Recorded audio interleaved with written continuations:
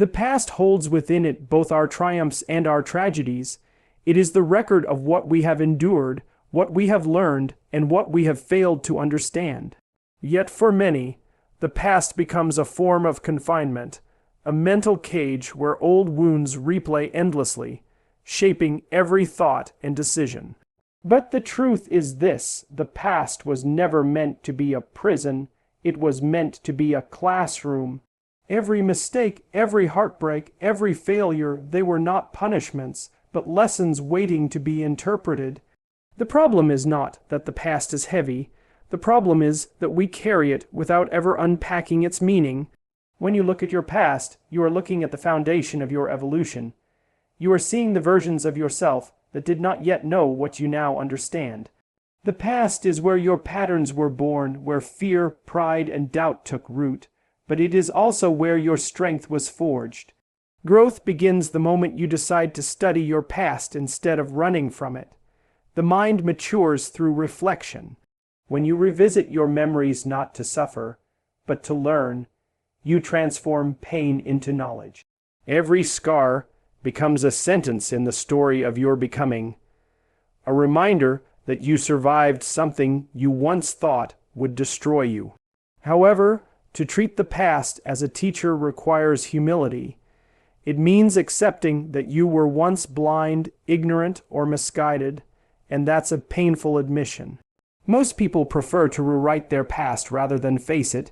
They turn their guilt into denial, their regret into resentment, and their fear into bitterness. But that only deepens the prison walls. The past cannot release you if you refuse to confront what it is trying to teach. You must have the courage to ask yourself, what truth was I unwilling to see back then? What weakness did I refuse to acknowledge? What part of me needed to change? These questions are difficult, but they are the key to freedom. Once you extract wisdom from your history, the chains begin to fall away. You start realizing that your past self was not your enemy. It was your teacher disguised as chaos. Every misstep was a lesson in disguise. Every heartbreak a course in emotional depth. Every failure a lecture in discipline and humility. The moment you reinterpret your past as education rather than punishment, it loses its power to define you. You no longer carry your memories as burdens, you carry them as tools. The past becomes a map, showing where you went wrong and how you can move better now. To evolve beyond the past, you must graduate from it. You cannot stay in the same emotional grade forever, repeating the same lessons because you refuse to learn. The past has done its job. It showed you what happens when you live unconsciously. Now your task is to take that knowledge and move forward with awareness. The goal is not to erase what happened, but to grow from it so completely that it no longer has control over you. Remember, the past was never meant to hold you, it was meant to prepare you. The door to your future is unlocked, but you cannot walk through it until you stop clinging to the cell of what once was. Memory, by itself, is neutral. It's a collection of images, sounds, and emotions stored within the architecture of the mind. But when those memories are soaked in guilt, resentment, or blame, they become heavy. They pull you backward instead of guiding you forward. Responsibility is what transforms that weight into wisdom. When you take ownership of your past, not just the things that happened to you, but also your reactions to them, you reclaim your power. You stop being a passive observer of your story and become its author. Wisdom doesn't emerge from remembering what happened. It comes from understanding what your role was in it. Responsibility is the bridge between memory and maturity. Many people confuse remembering with learning. They think that revisiting the past is enough to grow from it. But recollection without reflection is just repetition. You can spend your entire life replaying the same mistakes, the same heartbreaks, the same regrets, and still learn nothing if you refuse to ask, what was my part in this? Taking responsibility doesn't mean taking blame for everything. It means recognizing where your choices mattered. It means admitting where you contributed to your own suffering, consciously or unconsciously. This admission is not a humiliation, it's liberation. Because the moment you accept that your actions have consequences, you also accept that your future can change through new actions. There's a dangerous comfort in victimhood. It absolves you of responsibility and gives you a false sense of moral superiority. You get to say, look what the world did to me, instead of asking, what did I allow? What did I ignore? What could I have done differently? But that mindset keeps you emotionally stagnant. It robs you of the power to grow. Responsibility, on the other hand, demands courage. It forces you to face your own complicity, your own blindness, your own flaws. It asks you to become brutally honest about the patterns that led to your pain. Yet, within that honesty lies wisdom, the kind that humbles you, refines you, and strengthens your character. When you reinterpret your memories through responsibility, even the worst chapters of your life become meaningful. You begin to see the lessons hidden in your failures. The betrayal you suffered teaches you about boundaries. The loss you endured teaches you about value. The mistakes you made teach you about integrity and self-control. Through responsibility, pain becomes instruction. Confusion becomes clarity. You no longer curse your past, you study it. You no longer drown in regret, you draw insight from it. Responsibility allows you to metabolize experience, turning it from something that haunts you into something that educates you. In the end, wisdom is not the absence of pain, it's the integration of it. It's the ability to say, yes, I made mistakes and I paid the price. But I also learned, I evolved, and I will not repeat them. This is the true function of responsibility, to turn the raw material of memory into the refined metal of wisdom. Every wise person is someone who has suffered deeply, but rather than collapsing under the weight of their past, they studied it, accepted it, and used it as fuel for transformation. That's how evolution happens, not through denial, not through self-pity, but through the radical act of taking responsibility for your life. Most people live inside an identity they never consciously chose. It's a construction handed down to them, built by family expectations, cultural norms, childhood conditioning, and the opinions of others.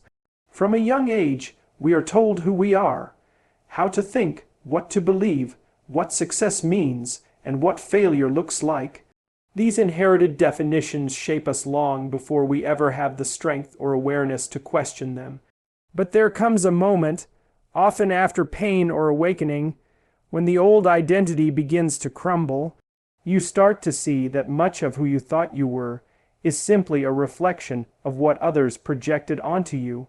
To evolve, you must dismantle the identity that was given to you and consciously rebuild the one that aligns with your truth.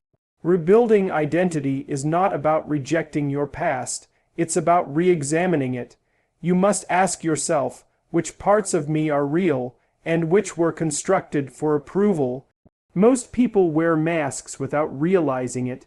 The mask of the good child, the loyal friend, the quiet one, the strong one. But masks, no matter how beautiful, suffocate the soul. They keep you living in performance instead of authenticity. Rebuilding means stripping away those layers, even when it feels like tearing away pieces of your skin. It's uncomfortable, even terrifying, because your old identity gave you stability, even if it was false. Yet that discomfort is the birth pain of a new self. Real growth demands that you lose the comfort of who you were, so you can discover who you truly are. An inherited identity limits your potential because it's rooted in someone else's story. You can only evolve when you start writing your own. That means confronting inherited beliefs about love, worth, success, and failure, and asking, do these ideas serve me or do they imprison me? The child inside you learned to survive by adapting to others' expectations, but the adult must learn to live by truth, not conformity. You are not your parents' fears. You are not your culture's rules. You are not your past mistakes.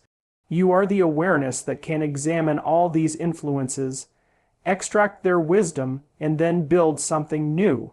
Rebuilding identity is not rebellion, it's responsibility for your own becoming. But rebuilding is not instantaneous, it's a disciplined process.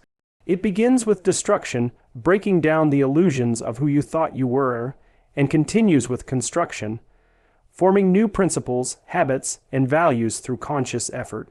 You don't rebuild identity by affirmations or fantasies. You rebuild it by action, by living differently, making better choices, and proving to yourself that change is real.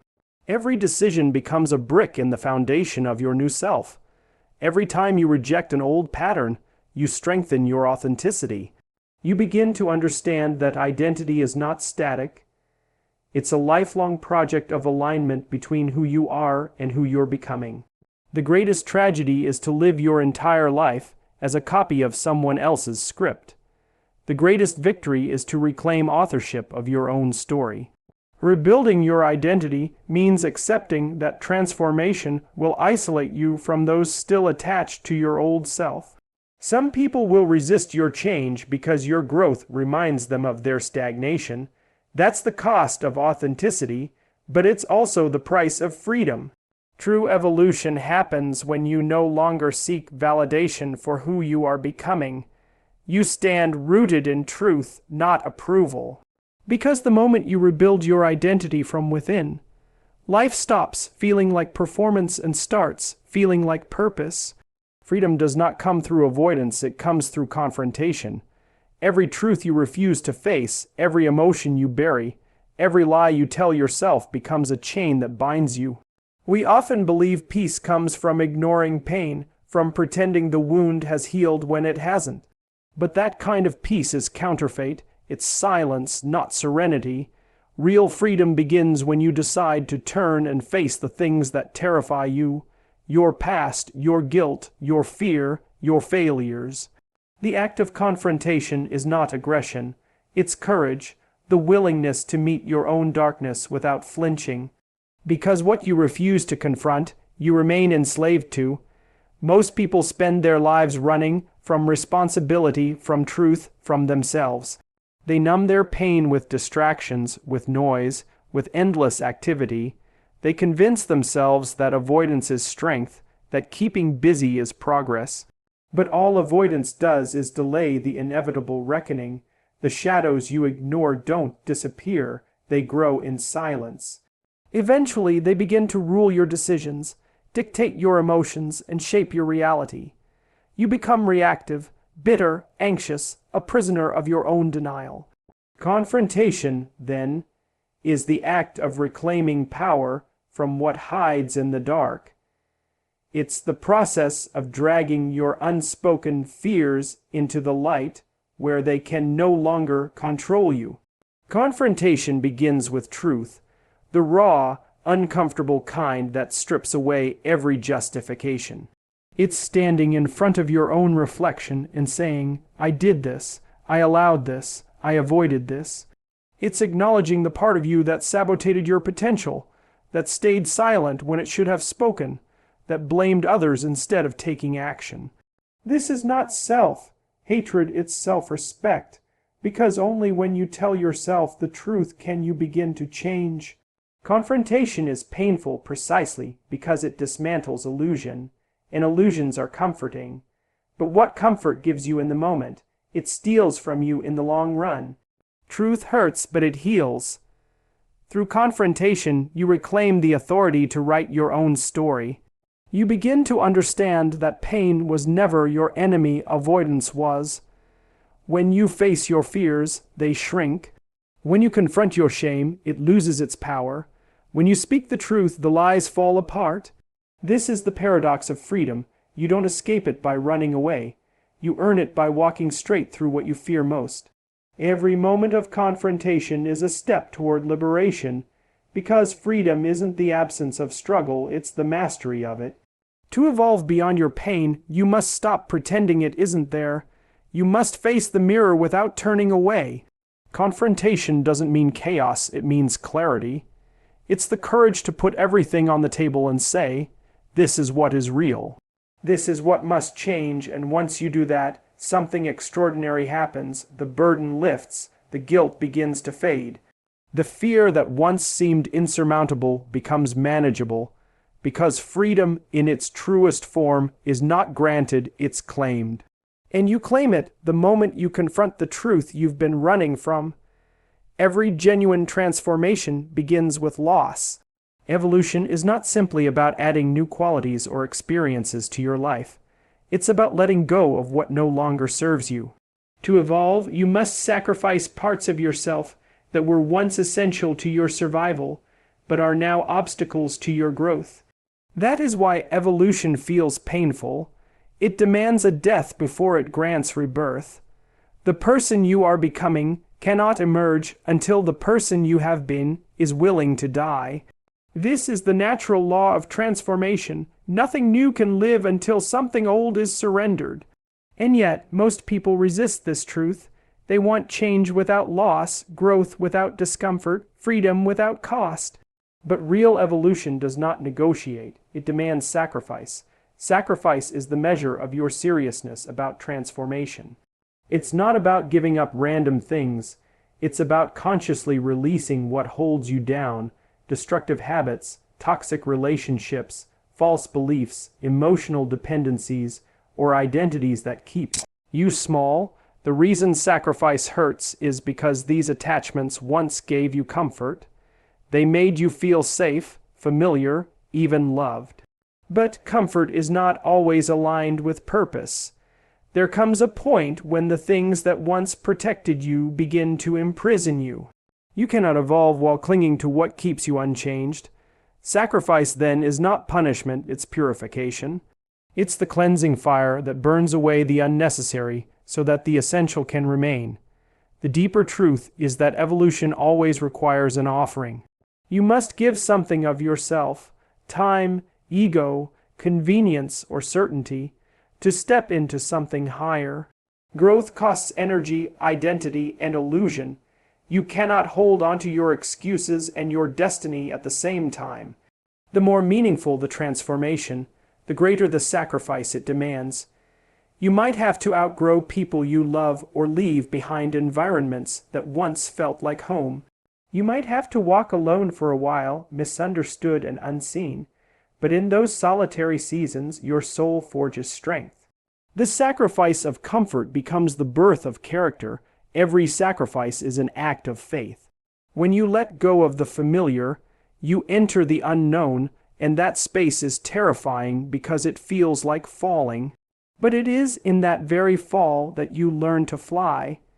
Sacrifice teaches you trust in your purpose, in your resilience, and in the unseen future that awaits beyond your fear. The old self will beg to survive. It will whisper that you are losing everything. But you are not losing, you are transforming. The shedding of the old is not destruction. It's evolution in progress.